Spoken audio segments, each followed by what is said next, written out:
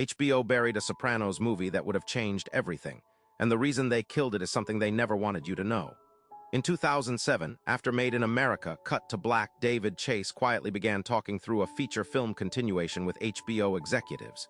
It never got made, and the real reason has almost nothing to do with money. Here's the tease.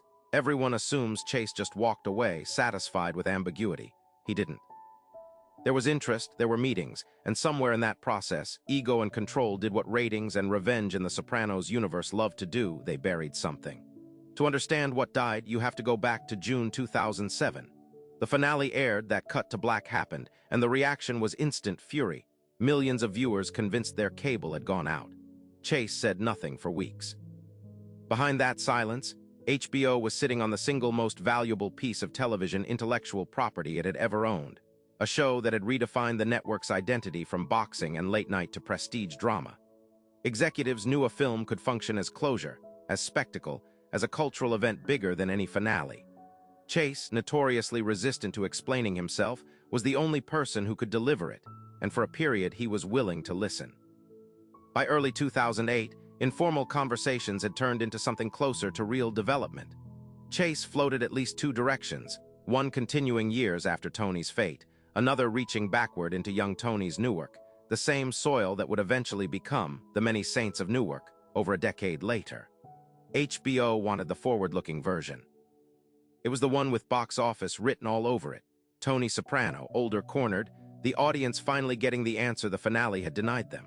Reports at the time pegged early discussions in the eight-figure range for Chase alone, before a single line of dialogue existed.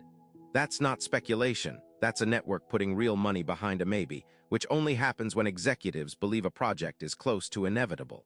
Then the complications started working underneath it. Chase had spent 6 seasons fighting HBO over creative control, over episode counts, over the ending itself. Network brass had reportedly pushed for something more conclusive, and Chase had refused. That old war didn't end when the finale aired, it just changed venues. Now the fight was over what a movie was supposed to mean. HBO wanted resolution. Chase wanted to protect the ambiguity that had made the finale infamous in the first place. Every development conversation kept circling back to the same fault line. Was this Tony's ending, or was it Tony's next chapter? Nobody could agree, and the silence between meetings got longer. Here's the part they never wanted people to connect. It wasn't a budget problem. It wasn't scheduling, and it wasn't James Gandolfini's health, even though that's the excuse most casual retellings settle for. The real reason the movie died was that David Chase realized a Sopranos film would force him to answer the one question the finale was built to never answer.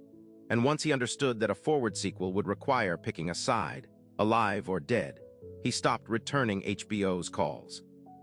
Executives who had already begun budgeting a marketing rollout were left holding a deal with no signature. Chase, by multiple accounts from people close to the negotiations, simply decided that ambiguity was worth more to him than any number on a term sheet, and that no contract clause could force an artist to explain a silence he'd spent 6 seasons building. HBO could have pushed harder, could have gone public, could have leaked the negotiations to pressure him. They didn't, because doing so would have exposed exactly how badly they wanted an ending they'd spent years insisting the finale already gave audiences. Admitting they wanted more would have contradicted their own narrative. So they let it die quietly, and let the myth of Chase just moved on, take root instead. What we lost wasn't just another Sopranos story.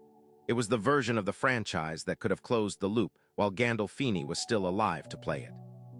Instead, the property went dormant for 14 years until The Many Saints of Newark finally arrived in 2021, a prequel safely distant from the question everyone actually wanted answered. The forward-facing film, the one that risked giving Tony an actual fate, never got another real attempt. That ambiguity Chase protected became permanent by default, not by design.